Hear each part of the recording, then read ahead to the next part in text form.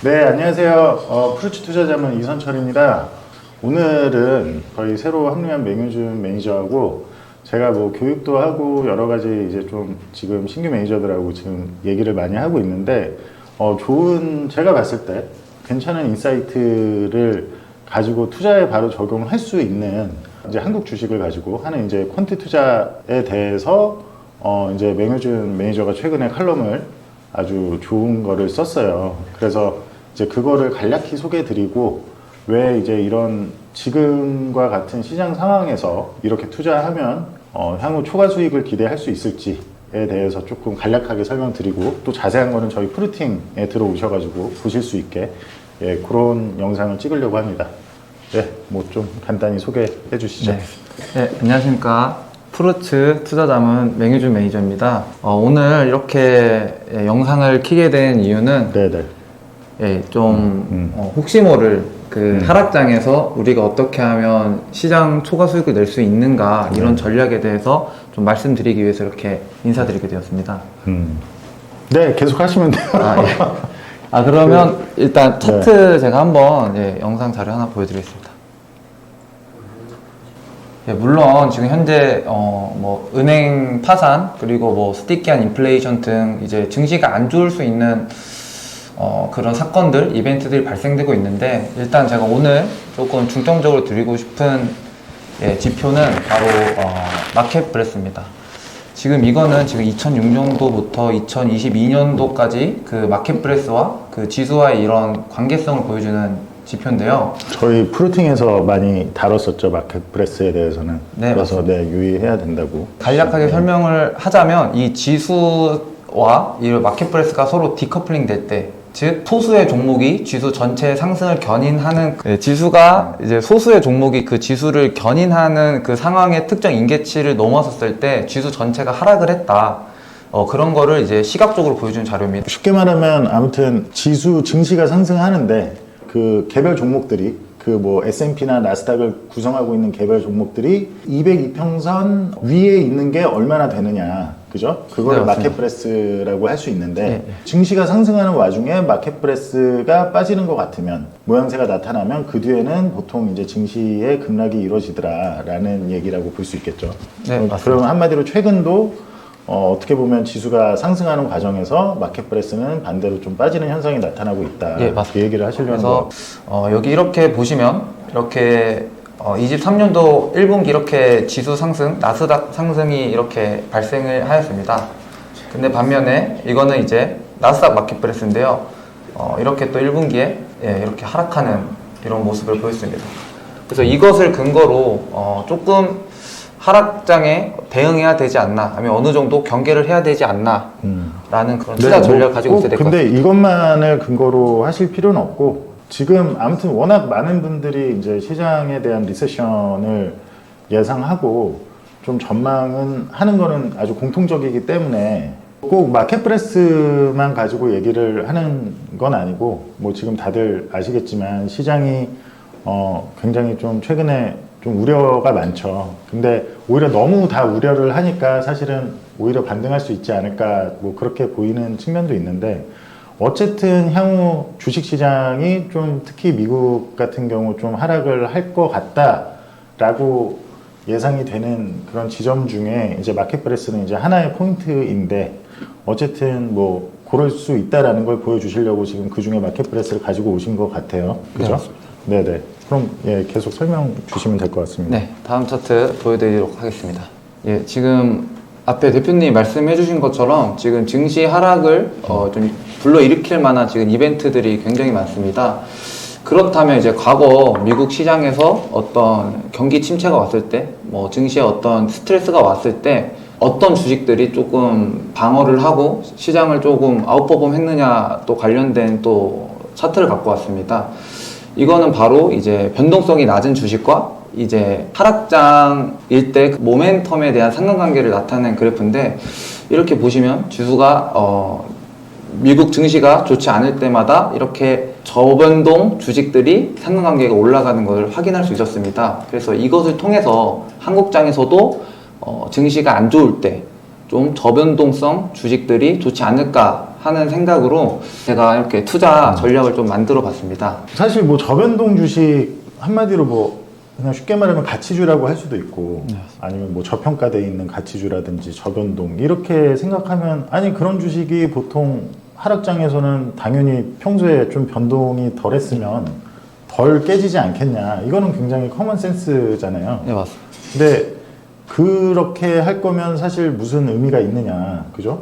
근데 어떤 새로운 거를 좀 발견하셨죠? 펀트적으로 지금 다 백테스팅을 하신 걸로 알고 있는데 일단 제가 한 백테스팅에서 일단 두 가지 시사점이 있는데 그 두 가지 시사점을 말씀드리기 전에 어떤 방식으로 포트폴리오를 구성했는가를 먼저 말씀드리도록 하겠습니다. 일단 저평가에 대한 기준을 그럼 포트폴리오가 저평가 저변동 포트폴리오 맞죠? 예, 맞습니다. 네. 일단 저평가에 대한 기준은 PBR 기준으로 했습니다. 순 자산보다 일단 시가총액이 적은 종목들을 일단 기준으로 하였고요. PBR이 1 이하인 예, 기업들. 예, 맞습니다. 그다음 이제 저변동 주식은 이제 과거 1년 그 최고가와 최저가를 뺀 다음에 그 평균 가격으로 나눈 주식으로 가격 변동성이 가장 낮은 하위 50개 기업을 이제 구성한 포트폴리오를 이제 백테스팅 진행하였습니다. 그건 어디서 어떻게 찾으셨죠? 이거 지금 컨티와이즈에서 네. 지금 코스닥 코스피에 상장된 모든 기업들 전수조사한 거기 때문에 굉장히 통계적으로 유의미한 표본입니다. 네. 네네.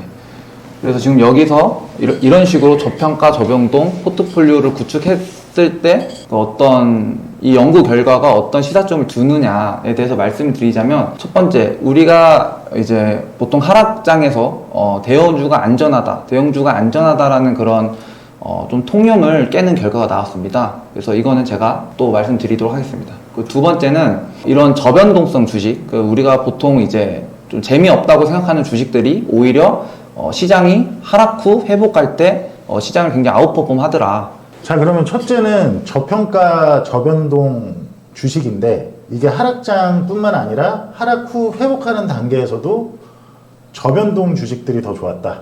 아, 예, 맞습니다. 그 부분이 좀 많은 분들이 이해하기 어려울 것 같은데 자, 그리고 저평가 기준을 PBR 1 이하로 잡았기 때문에 결국에 어쨌든 자산이 많기 때문에 부도날 확률은 하락장, 극심한 하락장이나 리세션에서도 적다라고 볼 수 있겠네요. 네, 맞습니다. 그게 기본 조건으로 깔려 있었고 둘째는 저변동. 그럼 그 작년 실제 투자하기 1년 전 동안에는 좀 변동성이 적었던 주식들인데 당연히 그러니까 하락할 때 선방한 것까지는 알겠는데 실제 상승장에서도 그게 더 좋았다. 맞죠? 네, 맞습니다. 그러면 그 부분에 대해서 조금 설명을 해주세요. 어떻게 달랐는지. 예, 일단은 소형주와 대형주를 구분해서 이 포트폴리오를 나눠서 백테스팅을 진행하였습니다. 소형주는 그 시가총액 2천억 미만을 대상으로 하였고요. 대형주의 경우에는 이제 5천억 이상으로 기준을 삼았습니다. 이렇게 소형주, 저평가, 저변동 포트폴리오의 경우 상장 기업들은 3월 이제 말일까지 무조건 사업 보고서를 제출해야 되기 때문에 그것을 고려하여 이제 3월까지라는 이 기준을 삼았습니다. 그럼 사업 보고서가 3월 말에 올라가니까 3월 안에는 다 올라가니까 그냥 3월 말에 투자를 한 걸로 백테스팅을 다 하락장 동안 하신 게 맞는 거죠? 아, 예, 맞습니다. 그죠? 그렇게 예, 예. 3월부터 언제까지의 수익률을 지금 적용하신 건가요? 1년 보유 기간을 1년간. 예, 맞습니다. 지난 한국 코스피의 하락장이 2008년, 2011년, 2018년 표시 좀 해주세요, 화면에. 요렇게 지금 총 6번이 있었는데 금융위기 이후로 그죠? 예. 이 6번 다 1년 동안 그런 종목들이 지금 수익률을 어떻게 상회를 했나요? 코스피 대비. 일단 제가 평균적으로 말씀을 드리겠습니다. 그래서 만약에 이제 하락장이 있었던 그 해에 3월 말에 이 포트폴리오를 구축했을 때 평균적으로 1.21%의 수익을 달성하였습니다. 1년 동안요? 예, 맞습니다. 뭐 별론데 1년 동안 1점. 예, 여기 코스피는 그럼 그동안에는 어떻게 나왔죠? 다만 그때 코스피는 이제 마이너스 14%의 수익을 3월 기록하면서 말부터 진입할 때 3월 말부터 1년 동안 네, 그죠? 예. 그러면 그래도 아웃퍼폼을 하락장 동안에는 잘했네요. 예, 맞습니다. 그죠? 초과 수익률이 계속 15%가 나왔는데 네. 근데 문제는 저희는 투자자이지 않습니까? 네네. 무조건 이제 코스피 대비 수익이 좋은 것보다 절대 수익이 높아야 되는데 여기서 제가 드리고 싶은 시사점 중에 하나가 이제 대응 전략입니다. 저희는 이제 잠깐만, 그 전에 대형주도 설명을 해주세요. 소형주 지금 50개를 골라내서 했을 때 그렇고 대형주 결과는 어땠나요? 대형주는 제가 알기로 총 10개로 추리셨죠? 예, 50개를 추리기가 어려워서 예, 맞습니다. 같은 조건으로 50개 추리기가 어렵다 보니까 마이너스 10.57을 기록하며 그래도 시장 대비 아웃퍼폼을 했지만 시장은 코스피가 어땠죠? 같은 기간 똑같이 아까처럼 예, 14.04였겠죠? 예. 14.04 그죠? 예, 맞습니다. 지금 이렇게 코스피가 이렇게 하락할 때 대형주는 수익률을 그래도 선방은 했다. 예. 뭐 한 4% 정도 선방했다. 다만 아무튼 대형주에 비해 똑같은 조건을 놓고 했을 때 대형주에 비해 소형주가 훨씬 더 아웃퍼폼을 했네요. 예, 맞습니다. 그 얘기 맞으시죠? 예, 예. 네. 그래서 첫 번째 시사점은 우리가 하락장에서 대형주가 좀 더 안전할 거라는 그런 통념이 있지만 그것은 어떻게 보면 저 PBR이라는 건 결국에 아무튼 기업의 자본이 그래도 네. 꽤 탄탄하다는 거니까 지금 현재 그 기업의 평가받고 있는 시총에 대비해서 네. 그래서 저 PBR로 만약에 골라내면 네. 그리고 변동성이 적었던 것들로 골라냈을 시에 훨씬 더 소형주가 아웃퍼폼을 하더라. 네, 맞습니다. 똑같은 동일 조건으로 예. 했을 때 맞죠? 예, 맞습니다. 네네. 그리고 이제 시장을 이제 아웃퍼폼 하지만 이제 수익률이 굉장히 작습니다. 하락장이다 보니까 예, 하락장이다 근데 보니까 좀 수익률 절대 수익률로 했을 땐 플러스 예, 예. 1.21이니 뭐 예, 사실은 그럼 그냥 뭐 그것 때문에 뭐 사실 굳이 투자할 필요 있어? 그냥 현금 가지고 있는 게 나은 거 아니야? 라고 할 수 있으니 근데 제가 여기서 좀 정리하고 해드리고 싶은 거는 첫째로 이거는 어쨌든 뭐 하락장이 언제 시작한다라는 걸 예측하지 않고 그냥 하락장이 발생한 해에 3월에 말에 그냥 자동적으로 투자했다라고 했을 때의 결과라는 걸 말씀드리고 싶고 둘째는 제가 알기로 이게 반등했을 때 오히려 코스피를 바닥을 찍고 반등했을 때도 아웃퍼폼을 했더라라는 네, 게 맞죠? 예, 맞습니다. 그럼 그거에 대해서 설명을 해주시죠. 저희가 하락장이 그 하락장이 있었던 해의 3월 달에 이제 파악하기 어렵습니다. 하락장이 발생할지 안 할지 파악하기가 어렵다. 네, 그죠? 어렵습니다. 예, 예. 네네네. 네, 어렵습니다. 제가 다 옆에서 정리해줄게요. 걱정하지 마시고. 원래 제가 독자분들한테도 말씀드리고 싶은 게 저도 평소에 말 잘 못하잖아요. 어디 가면. 그 원래 똑똑할수록 말을 잘 못하는 게 하락장이 발생할지 안 할지 모르니까. 네네네. 그러면 하락장이 발생하는 걸 확인하고 네. 나서 들어갔을 경우를 가정을 해본 거잖아요. 예, 맞습니다. 그게 바로 이 11월 말이라는 기준입니다. 왜 11월 말이죠, 근데? 지금 제가 왜 이 포트폴리오를 3월 말과 11월 말 그 두 개를 나눠가지고 왜 백테스팅을 진행하였는지 말씀드리도록 하겠습니다. 지금 이거는 2008년 이후 하락장들의 네네네. 1년 수익률 차트를 이제 낸 건데요. 평균적으로 네, 2008년 평균적으로. 이후 5번 있었던 하락장에서 네, 예. 코스피에 네, 맞습니다. 이때 보시면 지금 이렇게 134일에서 153일 차에 이제 코스피가 평균적으로 하락장 안에서 가장 평균적으로 많이 빠진 그럼 여기서 1이 지금 3월 말인 거죠? 예, 맞습니다. 1이 3월 말에 투자를 했다고 예, 맞습니다. 가정했을 때 예, 예. 예. 그러면 지금 한 134일에서 153일이 저기가 한 11월 정도라고 하는 건가요? 예, 맞습니다. 11월 말 정도? 예, 예. 그 뒤에 이제 코스피 하락폭이 가장 컸기 때문에 일반적인 투자자라면 이제 코스피가 마이너스 14%를 빠졌는 거를 확인하고 이거는 하락장이라는 판단을 할 수 있기 때문에 이거를 기준으로 시장을 대응하는 그러니까 코스피 하락 후 이제 회복하는 그 단계에서 굉장히 탄력적으로 움직이는 이런 소형주 그리고 저평가 저변동 포트폴리오를 구축하는 것이 유리하다. 그렇기 때문에 그 두 가지를 나눠서 이렇게 백테스팅을 진행하는 거예요. 그럼 오히려 아무튼 11월쯤이 제일 하락장이다라는 거를 확인할 수 있을 때 어떻게 보면 시장의 그때가 저점일 수도 있고 그죠? 네, 맞습니다. 그때가 그럼 바닥인 경우도 꽤 많았나 보네요 평균적으로. 네, 맞습니다. 네네. 그래서 코스피가 3월 말 이후로 마이너스 14% 정도 빠지면 일단 하락장이라고 조금 판단할 수 있지 않을까. 그리고 그때 좀 시장을 대응해 보자 라는 그런 투자 아이디어로 3월 말과 11월을 나눴다. 11월 말을 나눠서 했습니다. 그렇기 때문에 어떻게 보면 이 3월 말에 투자한다는 그런 가정은 하락장인 거를 모르는 상태에서 어떻게 보면 투자를 하게 네네. 되는 거고 네. 11월 말에 이렇게 투자를 한다는 것은 이미 나는 하락장을 충분히 견뎠고 인지하고 있는 상태에서 이 시장에 대응하겠다라는 시나리오로 이렇게 투자하게 된 겁니다. 네네네. 그래서 저희가 집중해야 될 이 포트폴리오 수익률은 하락장을 충분히 확인한 상태에서 이 시장에 대응하겠다라는 이런 전략적 투자자들의 입장의 포트폴리오인 이 11월 말 수익률에 집중을 해야 됩니다. 그래서 그 11월 말에서 투자해서 1년간의 수익률이 지금 28.11. 예, 맞습니다. 그러면 같은 기간에 코스피 수익률은 어땠죠? 그때 당시 이제 12% 정도 예, 이렇게 12% 정도가 됐는데 예. 앞으로 아웃퍼폼을 한 17% 정도, 아니 잠깐 16% 정도 한 거네요. 예, 맞습니다. 하락장이 한창 발생할 때도 15.25%. 예. 지금 거기 또 동그라미 예. 쳐주시고 그럼 15% 정도 발생했고 예, 예. 반등할 때도 16% 정도 발생했고 예, 맞습니다. 라고 한다면 꽤 괜찮은, 사실 하락할 때도 코스피 기준으로 이렇게 방어가 됐고, 그럼 그 아래 지금 대형주는 같이 만약에 같은 기간 예, 비교한다면 어떻게 되죠 지금? 대형주의 경우에도 11월 말에 이제 하락장을 충분히 확인하고 투자를 했을 때 이제 9.11%가 수익이 나왔습니다. 하지만 이거는 굉장히 시장의 언더퍼폼한 코스피 대비 언더퍼폼했네요. 예, 오히려 맞습니다. 예, 맞습니다. 사람들의 생각과 다르게. 네. 그래서 하락할 때도 심지어 물론 코스피 대비로는 초과 수익을 내긴 했지만 대형주 같은 경우는 그 초과 수익이 굉장히 하락장일 때도 낮았고 3.47이니까 네, 그죠? 맞습니다. 근데 반대로 지금 11월은 오히려 높았다. 이해했습니다. 네, 맞습니다. 네네. 그러니까 어떻게 보면 이제 소형주 그 저평가 저변동 포트폴리오는 시장 하락에서 자산을 보호하고 시장이 이제 회복하는 단계에서는 자산 증식의 기회를 주는. 네, 그래서 이거는 이제 아까처럼 이제 소형주 저평가 저변동 그 포트폴리오를 이제 하락장 3월 말 기준으로 투자했을 때의 그런 수익률 패턴입니다. 1주차가 아까 얘기하신 예, 3월 말 예, 사업 맞습니다. 보고서가 다 공시되는. 예.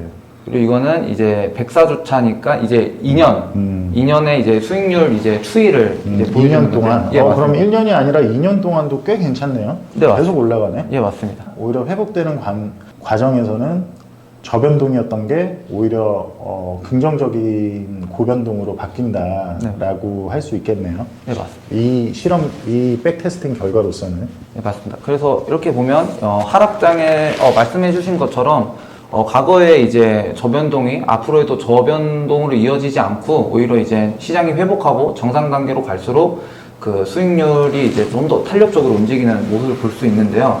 여기도 보면 이제 29주차부터 한 30주차부터 40주차 이렇게 포트폴리오 수익률이 이렇게 이제 좀 하락하면서 이제 이 기간도 또 우연치 않게 11월 말이기 때문에 평균적으로. 예, 평균적으로 네네. 좀 이 기간에 만약에 11월에 투자하는 게 제일 좋을 수 있다. 예, 맞습니다. 그리고 하다못해 그게 아니어도 그냥 3월 말에 투자해도 1년이나 2년 관점으로는 굉장히 수익률이 괜찮더라. 코스피나 벤치마크 대비. 예, 맞습니다. 맞죠? 예, 맞습니다. 네, 알겠습니다. 이제 저희가 이제 집중해야 되는 것은 포트폴리오가 과연 정말 양질의 수익이었냐. 여기서 말하는 양질의 수익은 포트폴리오에 구성된 종목들이 정말 골고루 오르면서 그 포트폴리오 수익률을 개선시켰는가 이런 거를 좀 집중을 해야 됩니다. 그래서 예를 들어서 뭐 그 포트폴리오 구성된 종목 하나가 월등히 너무 높고 나머지가 너무 낮아서 특정 종목이 그 포트폴리오 수익률을 이제 견인하는 형상은 어떻게 보면 우연에 가까운 현상일 수 있기 예를 때문에 들면 최근에 뭐 에코프로 아, 예, 같이 뭐 맞습니다. 그런 한두 종목이 예, 예. 막 올라서 그런 거라면 사실은 데이터가 신뢰하기 좀 어렵다는 거죠. 그죠? 예, 맞습니다. 네. 제가 제안하는 그 포트폴리오의 그런 얼마나 많은 자, 그래서 그렇기 때문에 얼마나 많은 포트폴리오 안에 구성된 종목 중에 얼마나 많은 게 그래도 수익을 냈냐를 보여주시려는 거죠. 네, 맞습니다. 네, 네.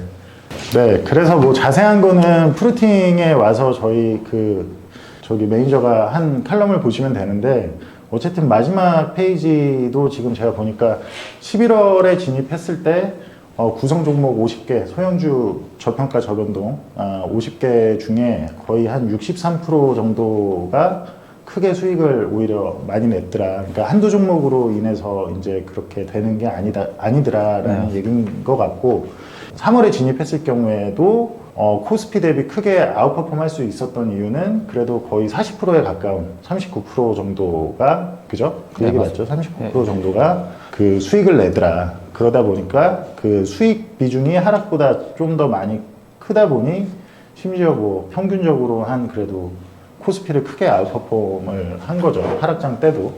이게 사실은 일반인 분들이 뭐 어떤 펀트를 적용해서 이거를 막 종목들을 추려내고 하기는 쉽지가 않을 거예요. 저희가 아마 제가 알기로 그 리포트에 그런 과정들이 들어가는 있지만 뭐 그래도 많이 하실 수 있다면 이거를 다만 너무 그냥 맹신하셔가지고 어쨌든 백테스트 결과일 뿐이고 물론 과거 사례들이 분명히 저도 이제 그 백테스팅을 같이 확인하고 이게 충분히 이게 근거가 있는 펀트 전략이다라고 해서 이제 저희 사이트에서 소개를 드렸는데 그런다고 이제 그것만 맹신해서 투자를 하시는 건 조심하셨으면 좋겠고 실제 이 종목들이나 그래서 지금 현재 시점에서 아무튼 하락장이 이미 21년부터 진행이 됐기 때문에 관련한 종목들은 저희가 그냥 다 오픈해 놨습니다. 그래서 그 소형주 50개 종목, 대형주는 굳이 언더퍼폼을 했기 때문에 오픈을 안 했고 소형주 50개 종목을 저희가 지금 프루팅에 공개를 해놨으니 참고하셔서 다만 투자자 각자가 이게 정말로 과연 효과를 낼 수 있을 것인가 충분히 많이 공부하시고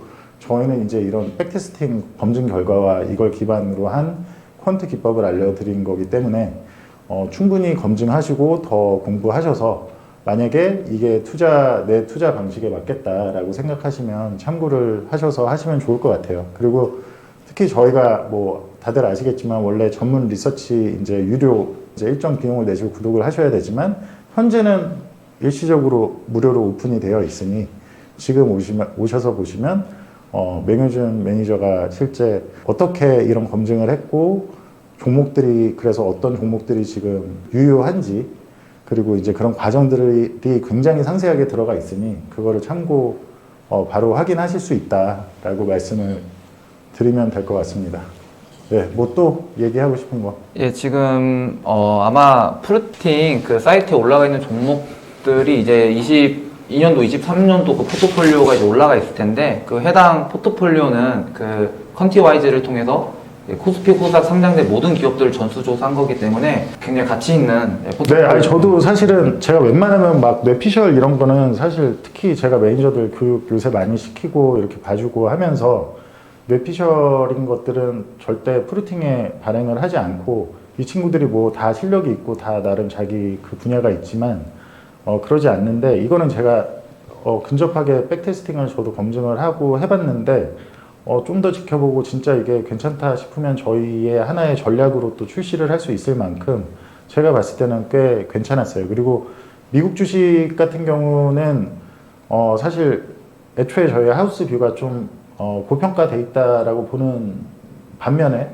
코스피나 중국 같은 경우는 그렇게 비싸지 않다라고 보는 측면이 있어서 특히 더 만약에 지금 시점이든 뭐 11월이든 뭐 아니면 어떤 시점이든 하시면 그래도 물론 말씀드렸듯이 충분히 연구하시고 공부하신 뒤에 하시면 이 데이터 자체는 굉장히 정말 좀 신뢰성이 있는 데이터더라. 그래서 저도 나름 대견하게 봤습니다. 뭐 좀 말을 좀 혀가 짧은 권상우 스타일이라 잘생겼어요. 보면 얼굴도 너무 작아가지고 제가 조금 뒤에 있으려고 하는데 권상우처럼 좀 혀가 좀 짧은데 원래 아까도 말씀드렸듯이 그 말을 원래 오히려 잘하는 사람을 좀 경계를 하셔야 됩니다. 예, 저도 진짜 말을 잘 어디 특히 방송 같은 데서 못했는데 많이 하면서 그나마 이렇게 조금 늘은 게 이거다 보니까 그렇게 봐주시면 될 것 같고 네, 네, 수고하셨습니다. 네, 수고하셨습니다. 네, 수고하셨습니다. 네.